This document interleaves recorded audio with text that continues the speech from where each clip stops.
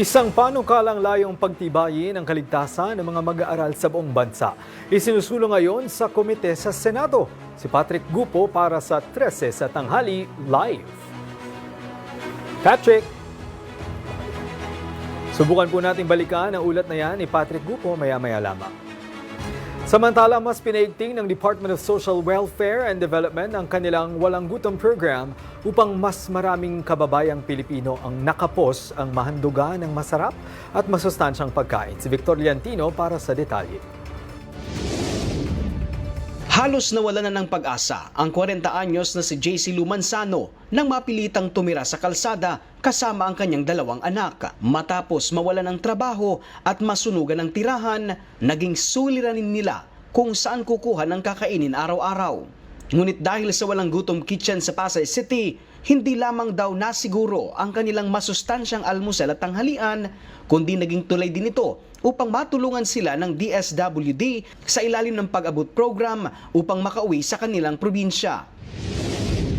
Unang-una po nagpapasalamat po ako sa Pangulong Ferdinand Marcos kasi may programang ganito. Salamat din po kay Secretary Rex Gatchalian dahil po meron pong ganitong mga programa.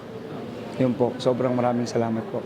Ganito rin ang pasasalamat ng 37 anyos na si Merijoy Tualia. 5 sila sa pamilya at tanging ang kanyang asawa ang may regular na trabaho bagamat meron silang maliit na tindahan. Dahil kadalasang kinakapos sa budget para sa pagkain, malaking kabawasan aniya sa kanilang gastusin ang libreng meals. Maraming salamat kasi meron silang ganitong proyekto na sa atin. Ang mga kwentong ito ang dahilan kung bakit mas pinaiigting pa ng DSWD ang pagbubukas ng Walang Gutom Kitchen sa bansa. Ayon kay DSWD Secretary Rex Gatchalian, mahigpit ang direktiba ni Pangulong Ferdinand Marcos Jr. na tiyaking walang Pilipinong matutulog ng gutom, lalo na ang mga kabataan. Bahagi ito ng pangmalawakang programa ng ating Pangulo na wakasan ng kagutuman, lalong-lalo na sa hanay ng ating mga kabataan.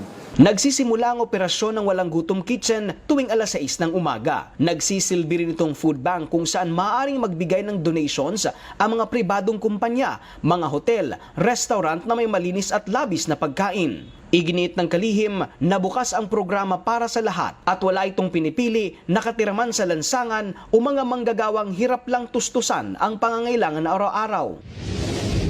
So sa ating mga kababayan na nakakaranas ng kagutuman or kung ikaw ba ay yung tipong nangangamba dahil hindi mo alam saan kukuha ng para sa susunod mong ipakakain sa inyong mga anak, huwag ho kayong mag-atubiling pumunta sa pinakamalapit na Walang Gutom Kitchen sa inyo. Sa ngayon, mayroon ng 3 Walang Gutom Kitchen sa bansa na matatagpuan sa Pasay City, Cebu at Zamboanga City. At plano rin ng ahensya na magtayo pa sa iba pang bahagi ng Metro Manila. Para sa totoong balita sa Bagong Pilipinas, Victor Liantino ng IBC News para sa 13 sa Tanghali ng Congress TV.